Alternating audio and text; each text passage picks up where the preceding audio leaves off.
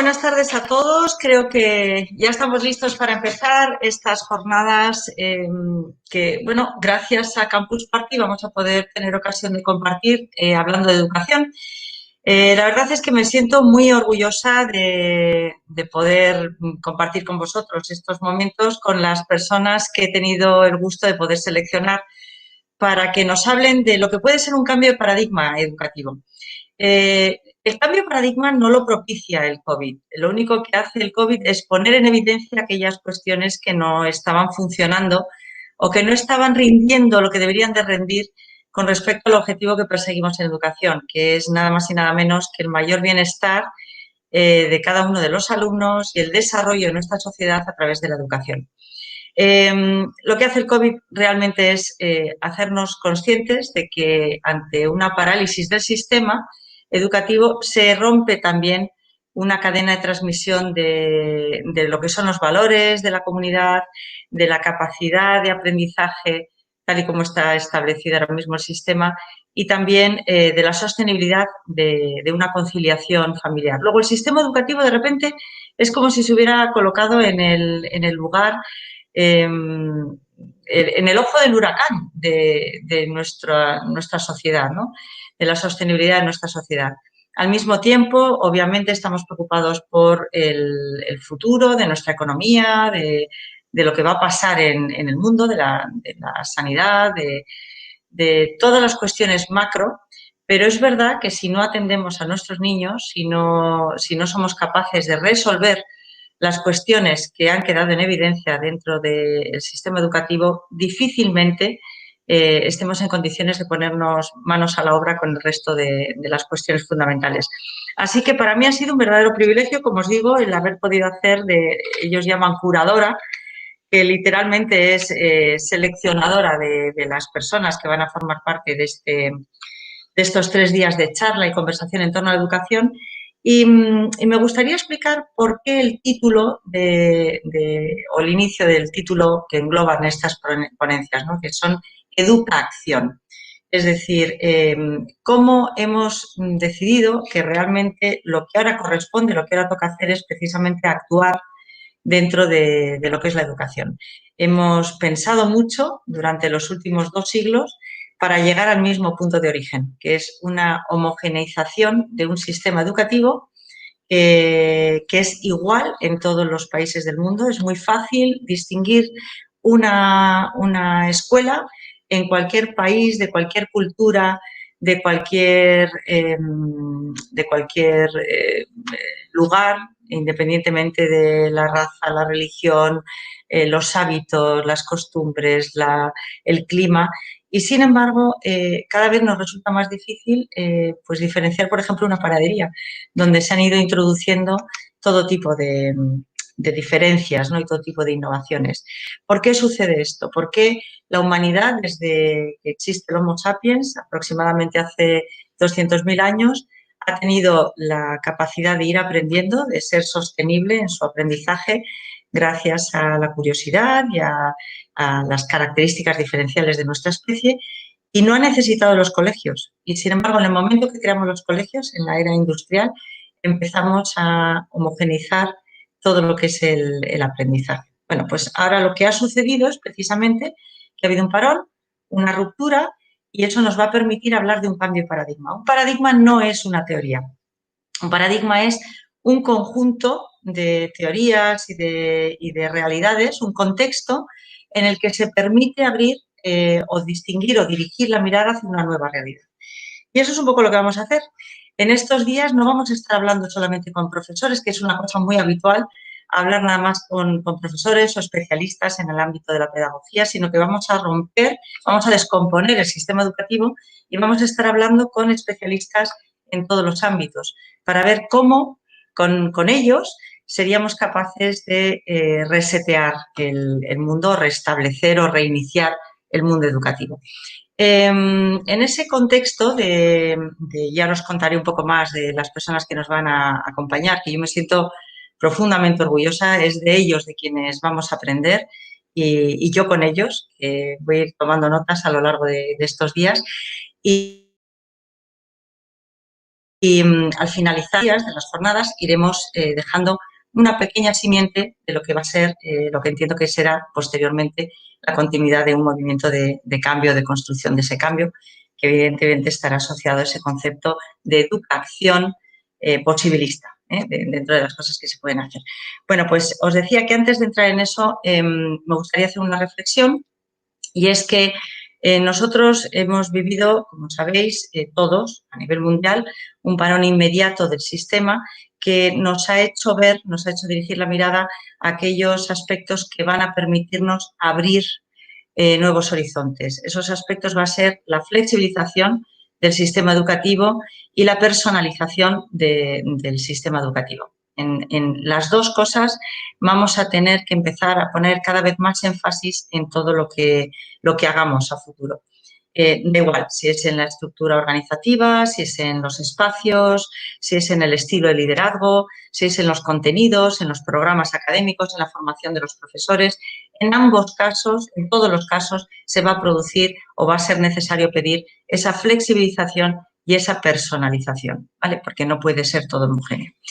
Al mismo tiempo tenemos los aliados de las herramientas digitales que nos van a permitir abrir nuevos horizontes que hasta ahora eran impensables. De ello vamos a hablar también en estos días.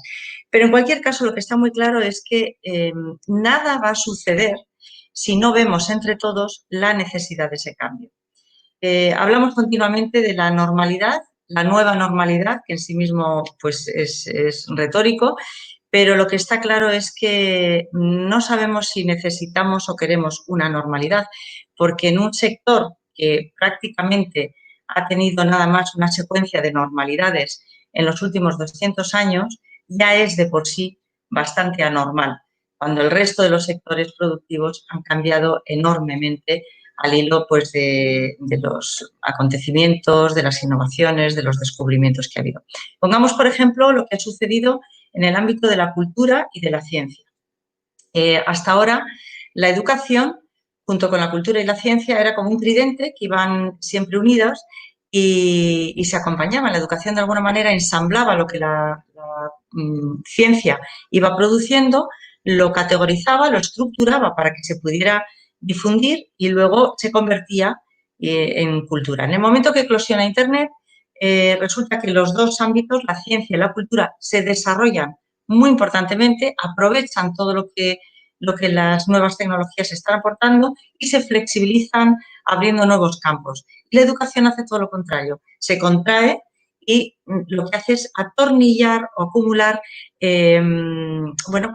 esas estructuras que ya había ensamblado y que hace cada vez más impermeables. Bueno, pues lo que toca ahora es precisamente romper ordenadamente, eso sí, ahora veremos cómo se puede hacer en cada uno de los ámbitos, esas estructuras pues que son absolutamente rígidas y que no permiten ningún tipo de cambio. Bien, es muy importante que hablemos de varios factores y de ello vamos a hablar a lo largo de estos días. Algunos tienen que ver con la estructura administrativa. El sistema educativo es un sistema hiperregularizado, hiperreglado.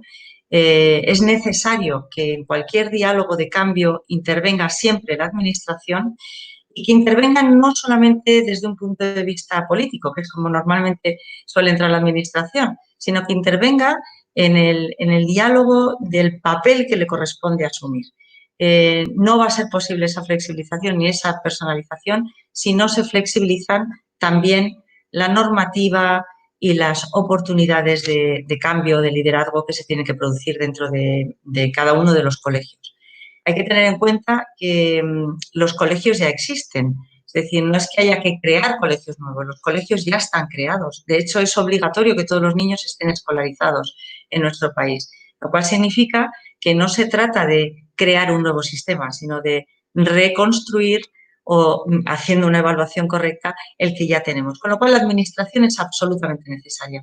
Inmediatamente detrás de mi intervención nos va a acompañar en una charla, diálogo, Javier Imbroda, que es el consejero de Educación de la Junta de Andalucía, y que, bueno, pues nos va a contar un poquito qué ámbitos o qué flexibilidad realmente existe o qué competencias puede tener la administración educativa para hacer o para generar esos cambios y dónde están sus límites. Lo haremos en formato diálogo. A continuación entrará José Picó, que es un arquitecto especialista en educación y nos va a hablar de modelos disruptivos de organizaciones espaciales, de tal manera que quizás, bueno, pues podamos también flexibilizar y personalizar, bueno, pues ese tipo de, de estructuras que a veces pensamos que son inamovibles. Tendremos que hablar con él de si realmente cuando hablamos de, por ejemplo, ahora que tenemos que tener cuidado, un especial cuidado con la distancia interpersonal, si el distanciamiento se va a producir por el encapsulamiento de cada uno de nosotros en una separación espacial o si va a ser todo lo contrario, va a ser precisamente por una apertura mayor de esos espacios hacia nuevos horizontes. Bien, el siguiente contexto en el que debemos de tener en cuenta que puede existir un cambio lo va a liderar en nuestra conversación David Vivancos, que es un experto en Machine Learning y en inteligencia artificial. Es decir, con él vamos a tratar todo lo que tiene que ver con los datos, hasta qué punto el aprendizaje quizás es, y lo que cada uno va aprendiendo, quizás es la mayor tarjeta de identidad, de identificación, el DNI, que debería de estar asociado a la identidad de cada uno de los seres humanos. Es decir, no solamente la evaluación entendida como un proceso estrictamente académico, sino un proceso que vaya determinando cuál es el estilo y los conocimientos que tienes de aprendizaje para poder aportar posteriormente al mundo en el que vivimos. Entonces, David nos va a contar muchísimas cosas de cómo se pueden gestionar esos datos que a través de otros sistemas también se están utilizando, por ejemplo, en el mundo del marketing o en el mundo empresarial. Seguido estaremos con Jaime Úbeda. Jaime nos va a hablar de lo que es la organización escolar. La organización escolar nos va a permitir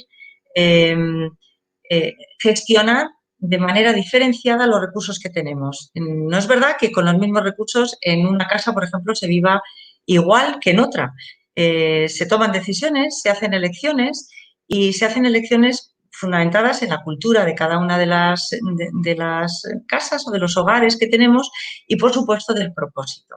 Entonces, en momentos de cambio como el que estamos viviendo, la capacidad de gestionar bien y bien orientados los recursos con los que disponemos es fundamental. Y, por supuesto, no va a haber capacidad de gestión si no hay un liderazgo que sea sólido. En nuestro sector, en el sector educativo, debido a lo que hemos dicho anteriormente, ha habido muy pocos cambios, realmente el estilo de liderazgo ha sido un estilo bastante poco disruptivo. En momentos como el que vivimos ahora, que son momentos de incertidumbre, la única posibilidad que tenemos realmente de liderar el cambio al que necesariamente estamos abocados es precisamente el de un estilo de liderazgo que no esté fundamentado en el miedo.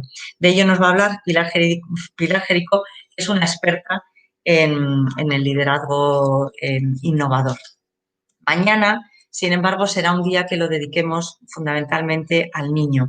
Vamos a dedicarnos muy especialmente a todo lo que tiene que ver con la neurociencia, con los conocimientos que tenemos de cómo aprende, cuáles son sus necesidades, qué es lo que sucede en el aula, cuáles son los márgenes, las libertades y lo que constriñe ese desarrollo personalizado del niño.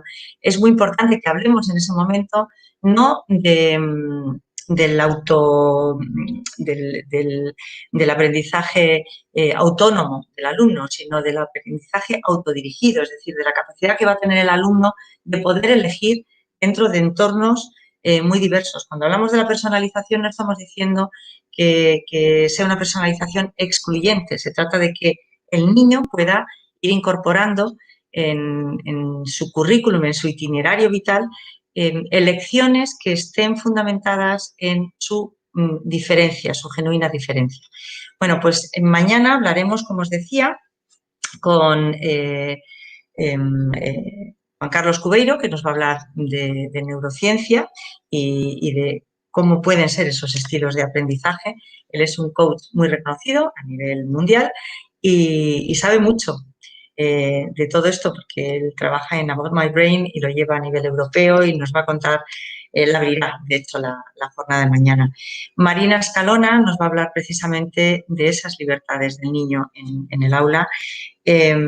Mar Romera, que es una profesora muy disruptiva, nos va a decir que no quiere volver a la normalidad y nos va a explicar por qué. La escuela no necesita y no requiere volver a esa normalidad y no va a conseguir generar ningún cambio si todavía albergamos alguna duda de que no debe volver a esa normalidad. Iciar García va a hablar de todo lo que son pedagogías emergentes. Para que las máquinas sean capaces de convertirse en herramientas útiles a la educación, hace falta pedagogos, hace falta educadores que tengan muy claro lo que produce un buen aprendizaje en cada una de las etapas educativas del niño y lo que no produce un aprendizaje que aporte valor. Esto lo hemos vivido también durante el tiempo de confinamiento, viendo el impacto que ha tenido según qué metodologías se estuvieran aplicando en el aula. Y finalmente hablaremos con Félix Lozano, que nos va a hablar de lo que son los artesanos digitales como una nueva necesidad. Félix es un experto en formación profesional, igual que Marina Escalona es una artista creadora de dinámicas que generan aprendizaje en el niño, pues Félix lo hace con jóvenes a los que, bueno, vamos a decir que somete a retos muy importantes para que existan cambios sostenibles en su vida profesional. Bien, pues con Félix cerraremos mañana y haremos una ronda de conclusiones y el día 11, es decir, el sábado, abriremos con Teresa Viejo, que nos va a hablar de una capacidad fundamental en la que tenemos que invertir cada vez más, que es en la curiosidad. Es una capacidad inherente en el ser humano y, bueno, pues realmente en la que probablemente tengamos que empezar a invertir. En ese mundo de incertidumbres hacia el que vamos, va a ser absolutamente necesario que los alumnos tengan intereses diversos para poder contribuir desde distintos foros. Y esa curiosidad es fundamental. Después hablaremos de los objetivos de desarrollo sostenible, es decir, hablaremos de redirigir la mirada hacia bueno, otros horizontes que son horizontes comunes. Esta es la Agenda 2030 y vamos a hablarlo con María José Gil, que es la directora de un proyecto muy bonito que se está aplicando en el ámbito educativo, tanto a colegios como a educadores, como a los propios alumnos y las familias, para generar un cambio sostenible en los hábitos y la cultura de los centros educativos. Y luego seguiremos con Laura Baena, que es la presidenta del Club Malas Madres, porque veréis, casi siempre se nos olvida hablar de las familias y ahora hemos vivido de primera mano y en carne propia lo que supone un parón educativo con respecto a las responsabilidades que tiene que asumir la familia y la dificultad que constituye para muchas madres, también para los padres, por supuesto, pero en concreto para muchas madres que precisamente en este periodo en el que hace falta sostener la familia, pues quizás han tenido que hacerse cargo también de sus hijos. Y es necesario que hablemos también de la educación desde el punto de vista de la conciliación y desde el punto de vista de integración de hábitos sociales. Así que, bueno, tenemos una agenda muy completa, pero he querido hacer un resumen muy rápido porque, de hecho, si lo vemos así en 360 grados, estaremos viendo la realidad y la magnitud del buque y de los movimientos que tenemos que hacer. Sucede que cuando uno tiene un barquito pequeño, pues maniobra y es muy fácil hacer adaptaciones, pero cuando uno tiene un buque grande, cualquier milímetro que se introduzca de cambio va a generar un impacto a largo plazo importante. Lo importante y lo más lo fundamental de introducir ese cambio es que se haga de forma sistémica, es decir, que cada uno de los puntos que determinemos que son no negociables para iniciar ese nuevo camino, esa nueva andadura de la educación hacia el futuro que nuestros alumnos y nuestra sociedad necesita, sea algo asumido por parte de todos. Pongamos, por ejemplo, que vamos a poner que es necesario un cambio estructural hacia esa flexibilización. Bueno, pues quizás ahí deben de estar todos unidos, sindicatos, inspectores, administración, pero también profesores, padres y madres, expertos, empresas, etcétera, etcétera. Lo mismo va a pasar cuando hablamos de la personalización, cuando hablemos del bienestar. Creo que es el momento de anteponer por encima del programa y por encima de otras cosas el bienestar de los niños y el bienestar de la comunidad educativa. No vamos a ninguna parte si no nos cuidamos como colectivo. Los colegios han demostrado ser mucho más que un lugar de transmisión de contenidos. Los aprendizajes tienen un ámbito mucho más grande, un paraguas mucho mayor que el mero aprendizaje académico. Es verdad que las tecnologías han demostrado que nada más para transmitir contenidos no hace falta igual, estrictamente, un profesor. Y sin embargo, el profesor es absolutamente necesario para hacer una labor de acompañamiento. ¿Cómo vamos a iniciar ese proceso de cambio? ¿Quién se va a ocupar de liderazgo? Es algo que tenemos que definir y que tenemos que pactar entre todos. Pero vuelvo a decir lo mismo. Lo que es importante es establecer el criterio para que todos tengamos muy claro hacia dónde tenemos que ir. Hemos mencionado dos, que son la estructura y otro que sería el bienestar. Necesariamente tendremos que pactar cuáles van a ser las herramientas para que eso se pueda producir. Por otro lado, tiene que ser una evolución sostenible, con lo cual los recursos que vayamos a dotar para ese cambio tienen que ser recursos que estén bien distribuidos. Quizás en un momento determinado estemos hablando de dotar de recursos tecnológicos y en otro momento estemos hablando de darle prioridad, por ejemplo, a una formación o un acompañamiento del profesor. Así que, bueno, pues eso es lo que tenemos que hablar. En esa espiral de cambio que tenemos todos muy claro que tiene que ir produciéndose, bueno, se tiene que ir concretando en acciones. Porque si nos quedamos nada más en la parte descriptiva, realmente no vamos a ninguna parte. Hasta ahí hemos demostrado ser todos bastante hábiles, especialmente en el ámbito académico. En cuanto entramos a hacer una descripción de lo que hace falta, todos nos venimos arriba y se nos ocurren muchísimas ideas. Lo importante es que en esa cultura emprendedora que queremos iniciar se concrete, se aterricen en acciones que se puedan llevar a cabo de forma eficaz. Bien, esas fuerzas de cambio que hemos dicho, que son la tecnología, el aprendizaje, vamos, el conocimiento científico y, bueno, pues la propia inercia de la globalización nos va a permitir que en los próximos años creo que la educación se pueda establecer como el principal lugar de encuentro y desarrollo social como prioridad absoluta. Deciros que, como os he presentado a todos los ponentes, que a poco que aprovechemos esta oportunidad y que el sábado, cuando cerremos, hayamos tomado nota de lo que cada uno de ellos nos hayan aportado, tendremos probablemente, que es la intención que tenemos, un manifiesto de las prioridades que tenemos que atender y en las que podemos estar todos de acuerdo. Y eso es absolutamente fundamental. En las tres líneas, insisto, hacia dónde vamos, hacia dónde va el futuro, la estructura que necesitamos para recorrer ese camino hacia el futuro y, en tercer lugar, que lo hagamos en condiciones de bienestar. Y creo que yo estoy agotando mi tiempo.